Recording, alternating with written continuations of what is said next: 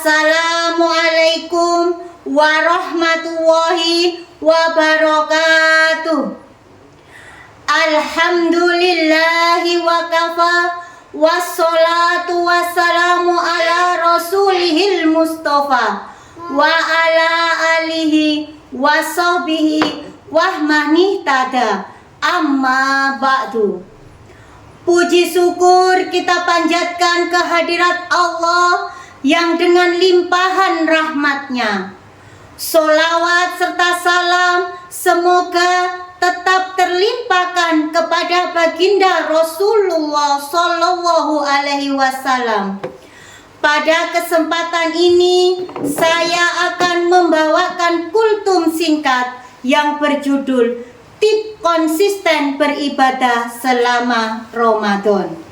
Kaum muslimin muslimat rahimakumullah, jika diumpamakan bulan Ramadan laksana hamparan ladang yang ditumbuhi aneka pohon berbuah lebat.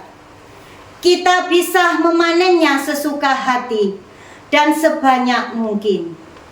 Semakin rajin kita memetiknya, maka semakin banyak pula buah-buahan yang diperoleh. Saat Ramadan, buah-buahan itu adalah limpahan pahala yang bisa diraih dengan amal ibadah.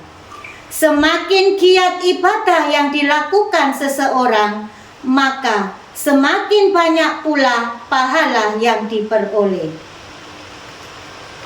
Namun demikian, ibadah adalah persoalan iman. Suatu saat ia bisa naik dan di saat yang lain akan melandai. Hal demikian juga kerap dijumpai saat Ramadan. Memasuki awal bulan Ramadan, semangat ibadah masih aman. Masjid dan musola masih ramai dipenuhi jamaah sholat taraweh. Suara tadarus Al-Quran masih lantang terdengar di mana-mana. Dan sejumlah ritual keagamaan lainnya masih riuh ramai, terutama yang khas Ramadan. Sayangnya, begitu memasuki separuh bulan terakhir, semangat ibadah tidak lagi sebesar fase awal. Jamaah taraweh mulai berguguran satu persatu. Semangat tadarus Al-Quran mulai menurun dan sebagainya. Lantas, apa saja yang bisa kita lakukan agar semangat ibadah tetap terawat selama Ramadan? Yang pertama, jangan makan terlalu kenyang. Meskipun bulan Ramadan mewajibkan umat muslim untuk berpuasa sejak waktu imsak sampai maghrib tiba, namun momen berbuka kadang menjadi semacam kesempatan untuk balas dendam. Segala macam hidangan disajikan di meja makan, akibatnya perut terlalu kenyang. Padahal Allah Subhanahu wa Ta'ala menegaskan bahwa berlebihan dalam konsumsi makanan tidak baik. Dalam Al-Quran disebutkan, Ya bani Adama khudu zinatakum inda kulli masjidi wa kulu wasrobu wa la tusrifu innahu la yuhibbul musrifin. Artinya, wahai anak cucu Adam, pakailah pakaianmu yang indah pada setiap memasuki masjid dan makan serta minumlah. Tetapi janganlah berlebihan. Sesungguhnya Dia tidak menyukai orang-orang yang berlebihan.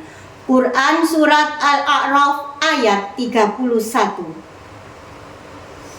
Ayat ini secara tegas melarang kita untuk bertindak berlebihan. Sesuatu yang baik akan mengundang petaka jika dilakukan melampaui batas. Dalam konteks Ramadan, makan terlalu berlebihan bisa menyebabkan kita tertinggal banyak kesempatan ibadah yang balasan pahalanya berkali-kali lipat dibanding pada bulan-bulan lainnya. Terkait batas konsumsi makanan yang ideal, Rasulullah Shallallahu Alaihi Wasallam juga pernah bersabda, yang artinya tiada tempat yang manusia isi yang lebih buruk daripada perut. Cukuplah bagi anak Adam memakan beberapa suapan untuk menegakkan punggungnya. Namun jika harus melebihinya, hendaklah sepertiga perutnya diisi untuk makanan, sepertiga untuk minuman, dan sepertiga lagi untuk bernafas. Hadis riwayat At-Tirmizi. Yang kedua, hindari perbuatan maksiat.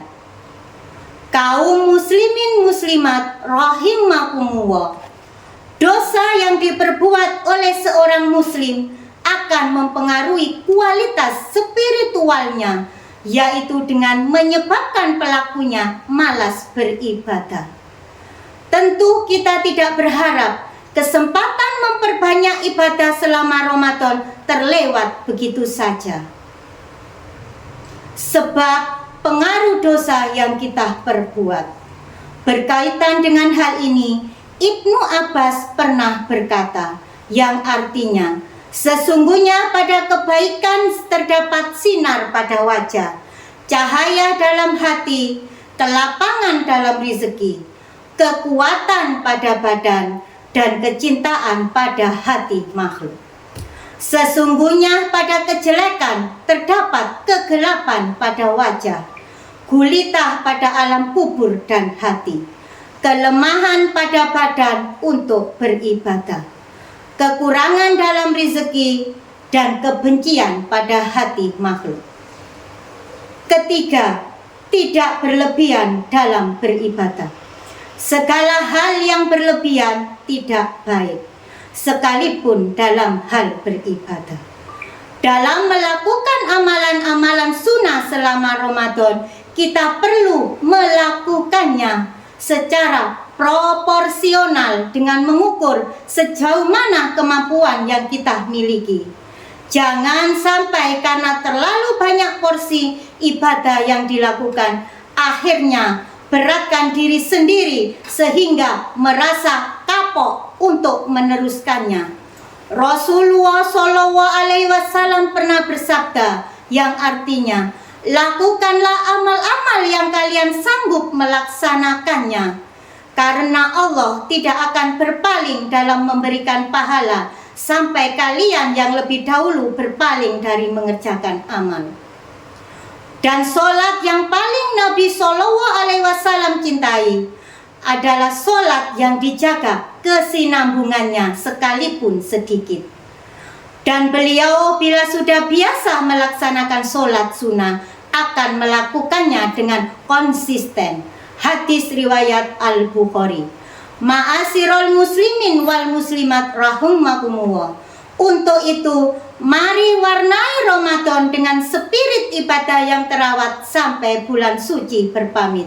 Semakin banyak ibadah yang kita lakukan memang semakin baik, tapi akan jauh lebih baik jika kita mampu menjalaninya dengan konsisten dan penuh penghayatan. Demikianlah kultum yang dapat saya sampaikan. Lebih dan kurangnya mohon dimaafkan. Wassalamualaikum warahmatullahi wabarakatuh.